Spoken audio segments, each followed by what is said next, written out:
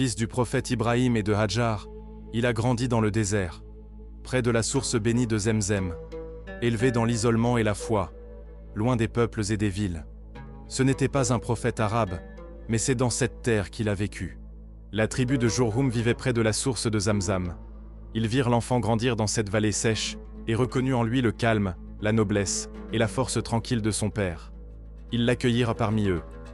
Il apprit leur langue sans peine, jusqu'à parler un arabe, clair et pur, mieux encore que les leurs. Il épousa l'une de leurs filles, et bâtit un foyer simple et enraciné. Il partageait leur pain, leurs prières, et devint une figure centrale. On venait le consulter, non pour ses biens, mais pour sa droiture. Quand vint le temps, Allah le choisit comme messager. Sans bruit, sans grandeur apparente, il appela son peuple à l'adorer seul, enseigna la prière, et rappela la zakat. Il ne cherchait ni pouvoir, ni louange. Sa force était dans la sincérité, sa grandeur dans l'obéissance. Il vivait dans la vérité, et avançait, chaque jour, dans la soumission à Allah. Dans sa maison, la foi guidait chaque geste.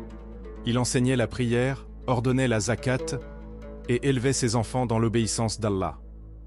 Allah lui donna 12 fils. De sa lignée est né le dernier des prophètes, Muhammad. Que la paix et la bénédiction d'Allah soient sur lui. Une lumière sortie d'un homme sincère.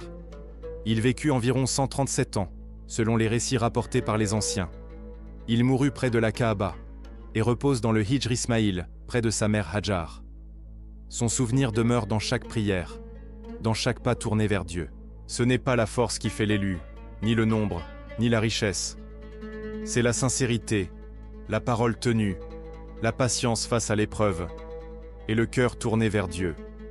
Il n'avait ni armée, ni royaume, ni foule derrière lui, mais il marchait avec Allah.